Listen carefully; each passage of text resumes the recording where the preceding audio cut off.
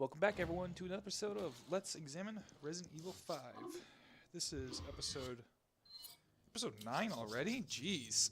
Can't believe I've been doing this for over 4 weeks now.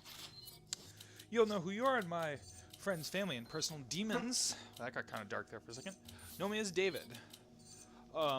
If you watched the last video, you'll notice why I'm starting. You'll know why I'm starting the middle level here.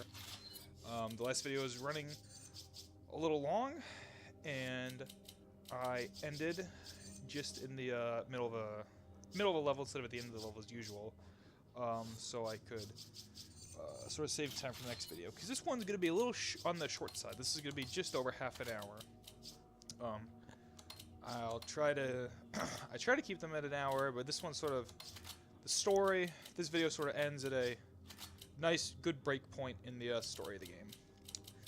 So last time, Chris and Sheva fought their way through an underground research center, fought a giant tentacle monster, killed it with fire, as you kill all good monsters with, fought through an underground weapon depot, and were screwed over by some goddamn giant mutant bugs that really started to tick me off, and then fought some exploding enemies with rocket launchers, and then we're picking right back up after going through the next door. So we are back in the research center. As you can see, sort of at the end of this tunnel that I'm in right now. It's one of those circular platforms, similar to where we fought the U8, I believe, the giant spider monster, with the pods all around. So, with the during the last video, our heroes, our noble heroes, met up with the evil femme fatale, Exeligione, who is the head of some Tricell, which is a major corporation, and learned that she was working with the presumed dead Albert Wesker. And now they're going to go deeper into the underground Tricell laboratory in the middle of Africa in order to catch up with Wesker. And that's where we are. So now we're on this rotating platform, and we're going to attempt to go up. So a couple interesting things about this little segment here. I like this little segment. You're on this platform here that rotates, as you can see, and there are enemies all around shooting at you. And you want to do your best to, killing those ones right there wasn't really necessary. But as we'll get to in a minute, there's a couple enemies that you have to kill. And this platform rotates, so it kind of screws up your aiming, especially if you're using like a sniper rifle like I am to pick off enemies from a distance. So it just adds a little gameplay wrinkle. So you can see in this little cutscene here that one of these Magini is pulling a lever to stop the platform. I'm not entirely sure, you know, in game world, what the point of those levers are. Like, why don't you just have like a control center where you can just stop the platform? That's me putting too much thought into it. Oh, I guess there was a BSAA emblem behind that guy. Yeah, Ship, thanks for that. Yeah, basically what you have to do is when it stops, you have to shoot the guys holding the switches. I think we do that 3 times, maybe. But as you can see in the last one, I shot the 2 guys off to the right, you know, flanking him. Maybe it's just twice.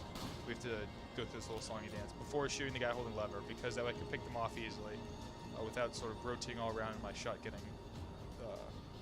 swung off. But yeah, this is just a nice little wrinkle in, you know, gameplay mechanics that have been established to this point. Not too much else to say about this section. It does look like they just copy-pasted some art assets here. Like, I wonder if this was added. Oh, there it is, down there.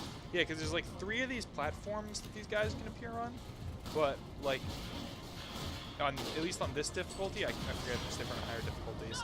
They only do appear on 2 of them, I believe, maybe 3. So it can be a little difficult to figure out what. I mean, this section is just copy-pasted. Looks like copy-pasted art assets of the section where they fought the giant spider monster. Although those catwalks are new. I don't think those were in the previous ones.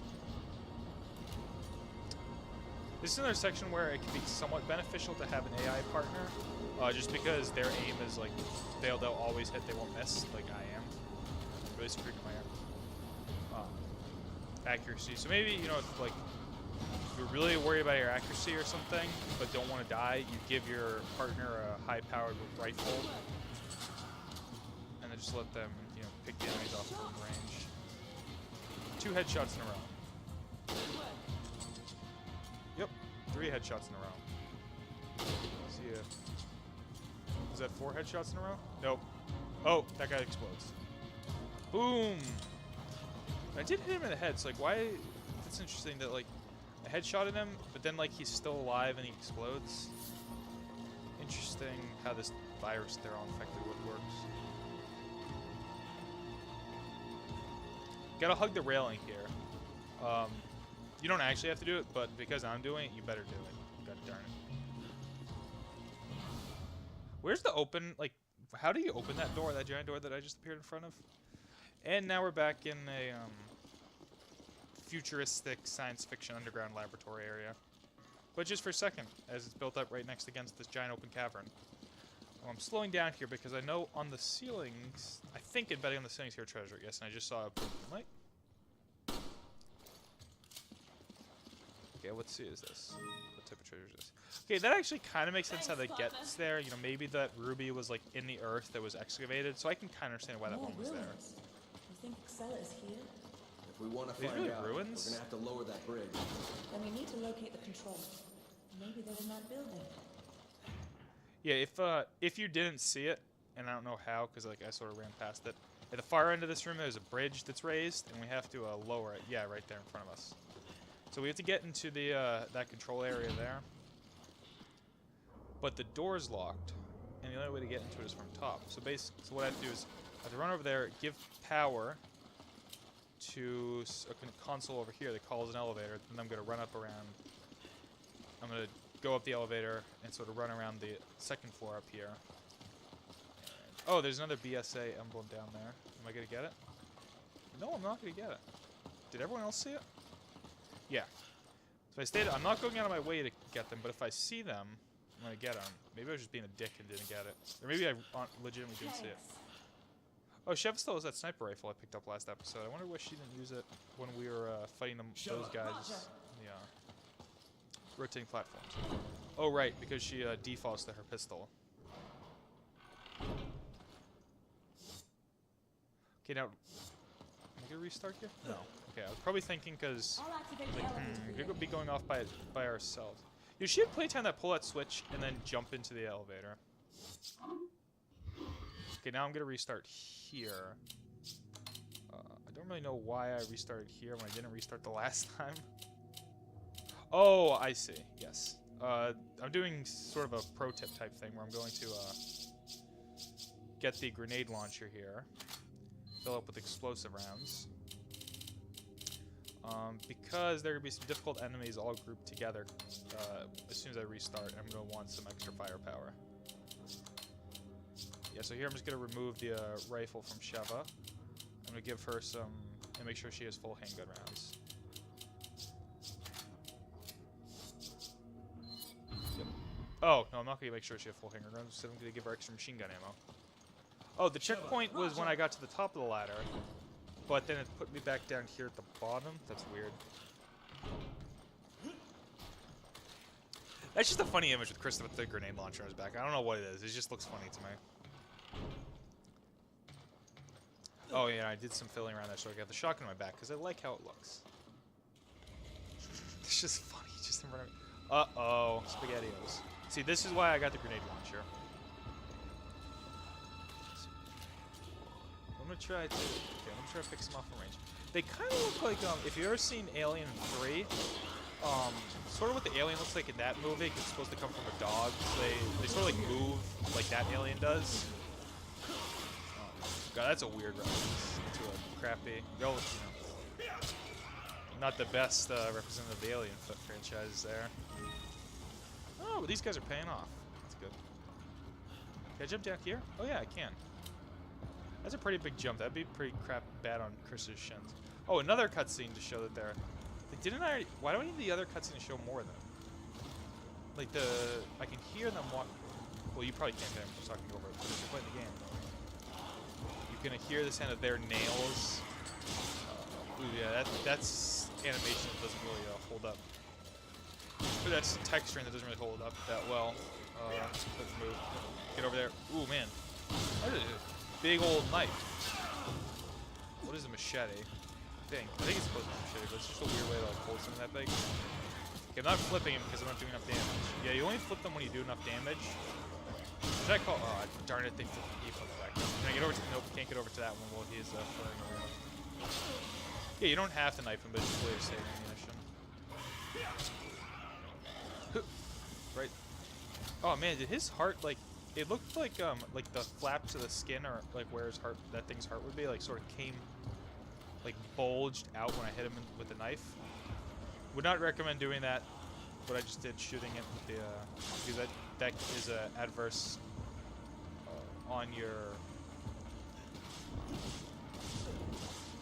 accuracy score. Oh, maybe I didn't need the grenade launcher here. Yeah, so I get to the end of this little platform, and I have to push this thing this dumpster away so I can, you know, like I've done a couple times at this point, just so I can access. You know, what is the point of me having to push it all the way over here? I mean, I understand that it's, you know, heighten the tension a bit, you know, because I can see a little bit behind me if there are lickers coming up, you know, I can get distracted and want to shoot them. But I don't really, like, understand. Ooh, I hit a couple there.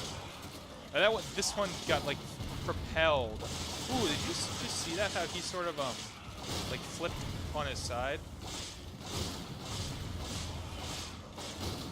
Oh, that one, that missed.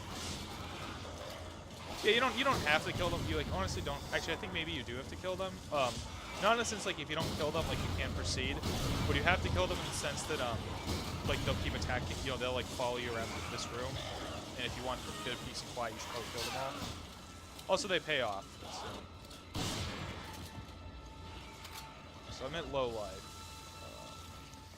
If you were playing this, I would recommend maybe getting a healing item, like when you pause to get the grenade launcher.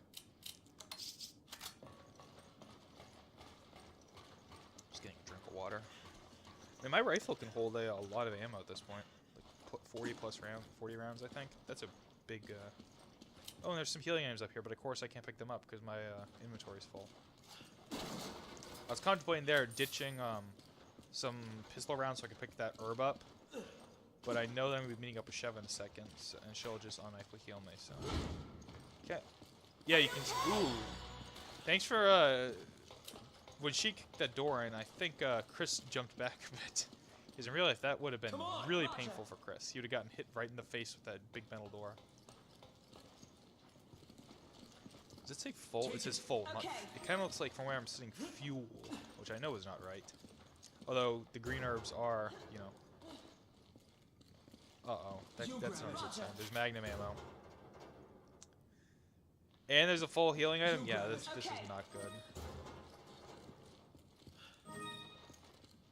Okay, how'd that get there? Like, what construction guy was building this place and, like, finally put it in his locker and, like, then left it? Like, did one guy go, hey, Jim, you know, you're not supposed to take priceless artifacts out of the dig site.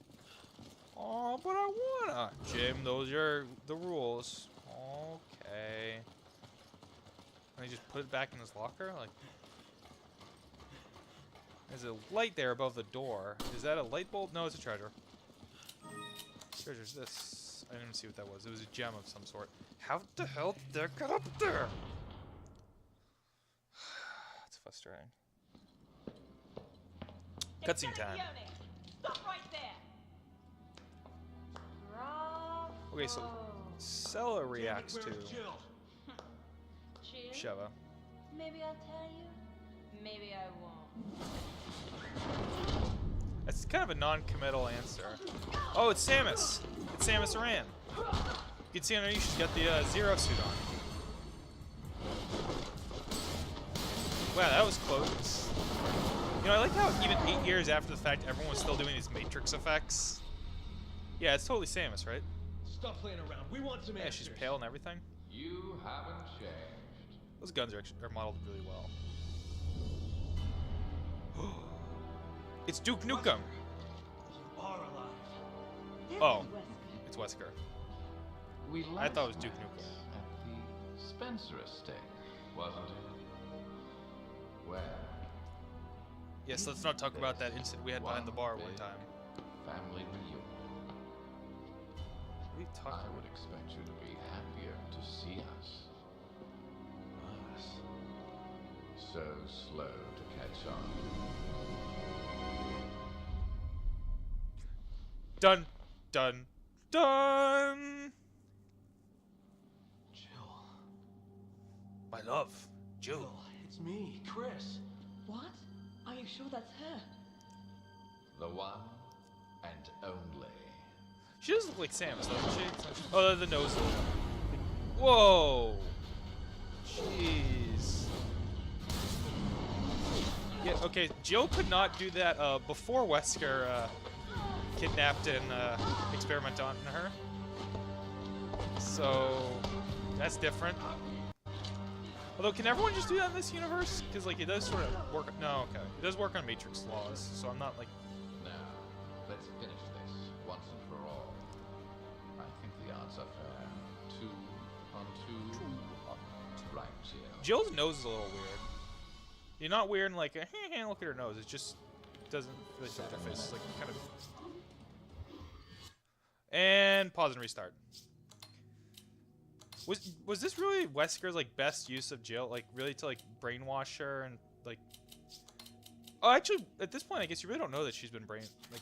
Uh-oh, I may have given some stuff away. You don't really know like what's up with Jill. Like she could just be working with Wesker. You don't really know. Yeah. So what?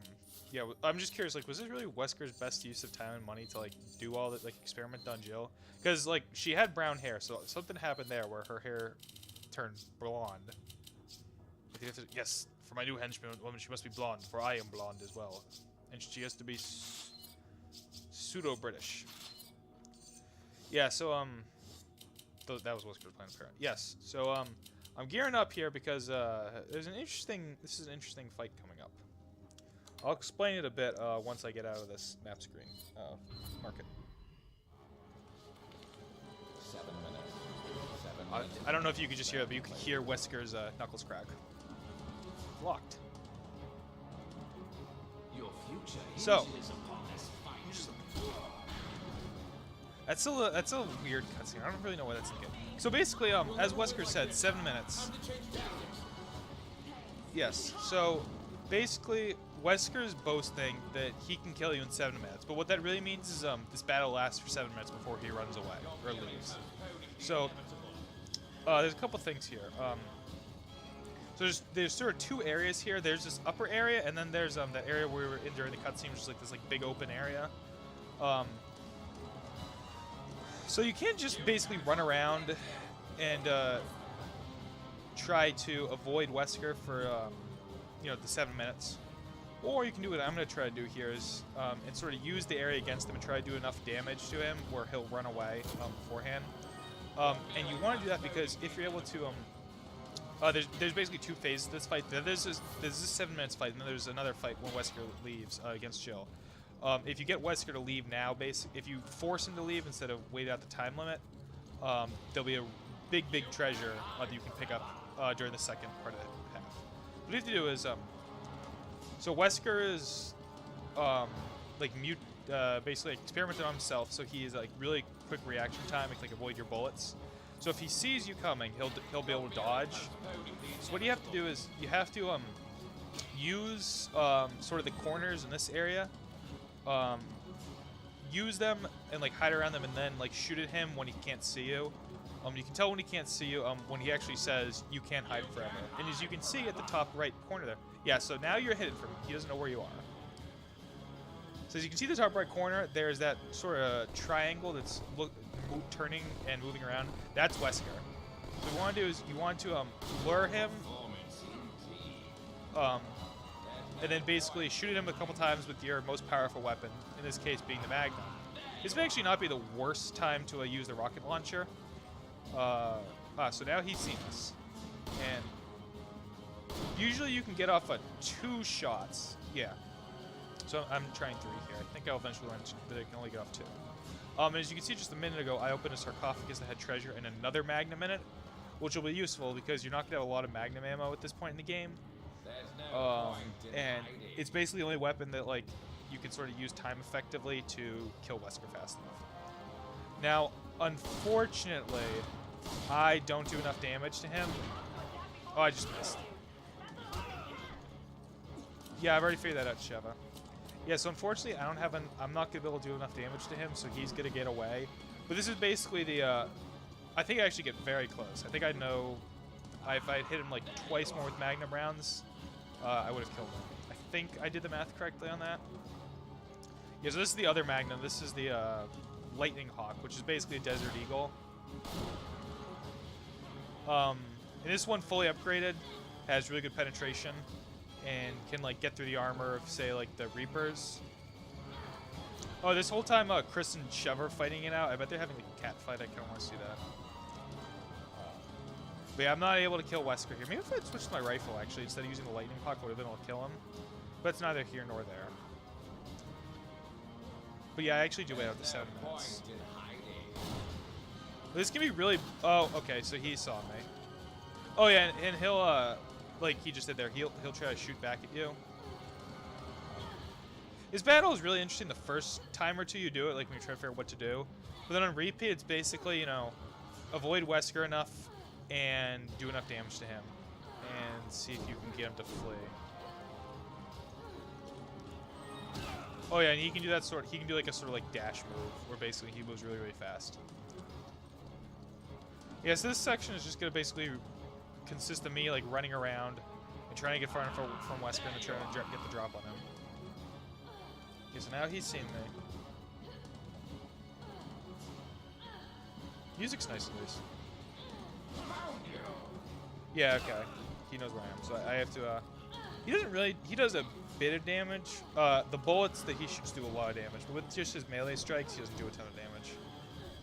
That room there that I keep passing is actually kind of useful for this because there's a lot of turns in there, so if you can like lure him in there, it's kind of easy to lose him and to set up a couple attacks. I almost wish the game there was like a timer in like the upper left corner, like how much time you have in the 7 minutes. Oh, crap, he missed. Yeah, so I've used up too many Magnum rounds, and I'm not gonna have enough left to do enough damage to him. Yeah, I kind of wish there was a timer to tell you how much time you have left, so you can sort of figure out, it's like, do I have to like whip out the really big, like, do I have to like restart if I want enough damage to him? It's just a little frustrating because I really wanted to hurt him, and I've done it before several times. Although if I had gotten my rocket launcher at this point, that probably would have done it. But instead, I'm gonna try to do this hit and run tactics. Yep, you see I wasted another round there. And you could spend this whole time in like that that area you started in, but that's almost suicide because you have to put up with Jill doing her like judo moves and firing her machine guns at you, as well as Wesker. So instead I ran over to that door and that little cutscene where he kicked me through unlocked this area. And also we'll see more of the other area later on. So Sheva's losing some health. Okay, Wesker's stuck. Now I was sure I had done enough damage to him at this point, and if I had successfully made that quick time event, I wonder if that would have been enough actually. Because at this point I think it's been like 5 minutes maybe. Also, I'm surprised Sheva isn't running towards me with a healing item. Yeah. And at this point, I'm going to, because that doesn't, it doesn't quick cut to a cutscene right away, but he's basically, yeah, he's going to leave the area. Again, if I had been a bit faster, I wonder if I had shot him one more time, if I had been able to do enough damage to him to get him to force him to leave. After all this time, Chris. Wesker, you're like a weird mutant. Why did you expect more of a challenge? Yes. His head just moved in a really weird position, in a really weird way. He cares so little about us that he's going to like pull out his, Nokia smartphone.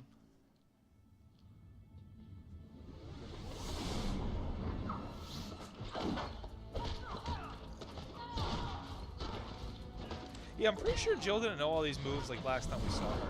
Although she was in Delta Force. That was kind of sexually suggestive. Ooh.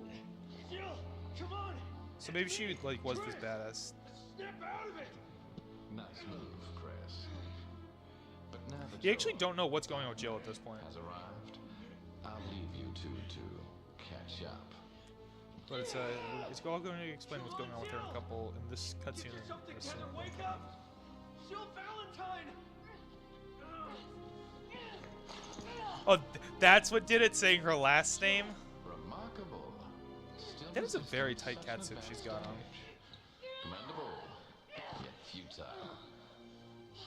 Resistance. No more time for Why is games, futile the Chris. thing the bad guys always say? Have fun watching Jill suffer. Wait, what did You know, that's the do thing to that her? bad guys always say.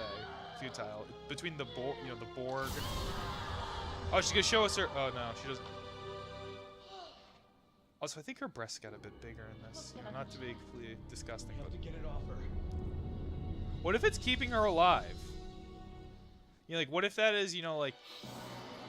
Oh, yeah, and now she goes like feral or something. She turns this weird, like. If we could remove that device on her chest. But you see, she's doing like a crab run almost. It's actually really funny. Right. And that's what we're gonna do. Man, the barrel on his Magnum is so huge. Take it. Yeah, so this is an interesting fight. It's sort of unlike no other fight that I've ever seen. Basically, what you have to do is you have to get up close to her, and then that little context-sensitive thing, and basically like you'll say her name or a couple phrases, and I'll like make her lose focus, and then either you or Sheva will have to run up behind her and grab her arms, and then either try to shoot or pry the device off her chest. Yeah.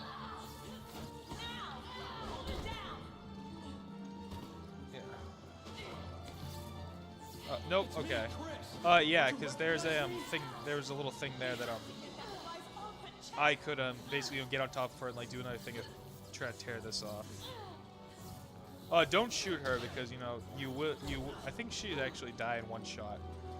And you can sort of shoot the thing on her chest, but I'm a good shot in this game, but I'm not a good enough shot. Oh, you see, this is.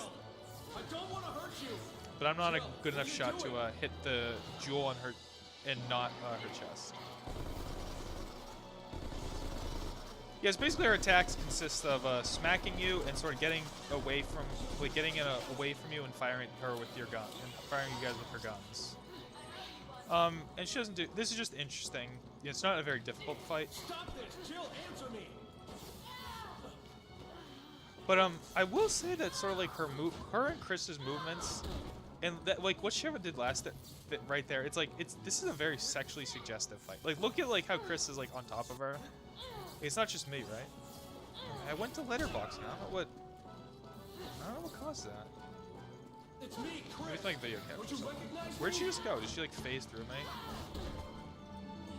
Yeah, that cannot be good for her. For sure.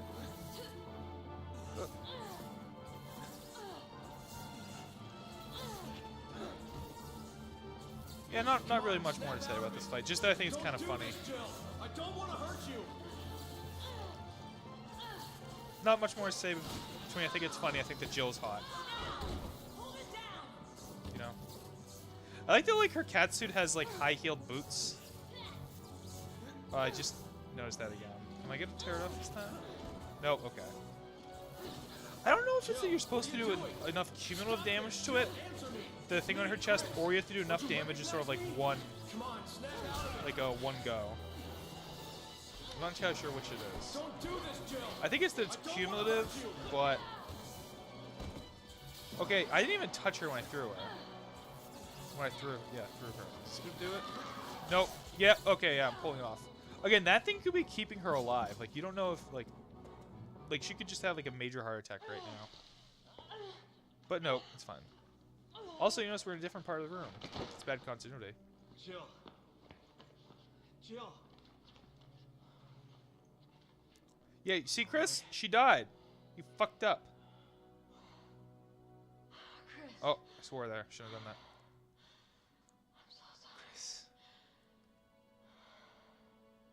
It's okay. Yeah, there's definitely some strong emotions between these two. Right? Yes. How do you know that? How does she know that she... Oh, maybe she was still... God, I was still aware. Oh, okay. She was still aware. It's Never mind. all right. Oh, she's really pale. I'm not entirely sure if it's explained in-game what happened to Jill. Listen, Um, I'm gonna be alright. You do need to stop yeah, I don't it. think so. But basically what it is, Leave you here. you know, have to. when she tackled Wesker out the This is your window, only chance. If Wesker basically succeeds, kidnapped her and Uroboros will be experimented spread her. across the globe. Millions will die. He like tried different Yeah, I'm viruses on her, alright. but apparently like she's You like need to stop resistant him. to like certain viruses. So instead he tried like new like mind control drugs on her, and like as a side effect they like Too late. took the pigment out of her skin and her hair. Don't you trust your partner? That's why she's blonde and not a really light skinned blonde instead of like a slightly darker skinned brunette. You know, not like, you know, she's still Anglo American. But she was more like Chris's skin tone in earlier games. So now she's like completely all color drained out of her. Take care of Yeah, him. so basically she just gave you Oh yeah, take care of him. That is a clear hint that there's feelings there. You know, more so than, at least to me, more so than just Sure, you know, I'll friends. survive this. But I do think it is a well-handled romance, and it's not just, they don't just make kissy faces at each other. And basically she just said kick their ass. Now she ever really swings her hips when she walks. Are you though, Chris? Are you? Really? You still got hockey pads on. Or skate pads. Over there. Yep. Over there, Chris. Yes, that figure in the far-off distance. That can only be Wesker. No, he's half a mile away from us. It has to be him. And so now we're setting up the sort of last... Ooh, that was nasty on that guy's face. Last section of the game, where we make our way onto this giant oil tank. God, that boat is huge! We'll make our way into this giant oil tanker and sort of duke it out for the fate of the world. That's a nice little image there. In the back, you know, Chris holding Jill. It's a nice little screenshot. So with that, we are done with this episode 9. Again, pretty short one here. But hope you enjoyed it. And we're not too far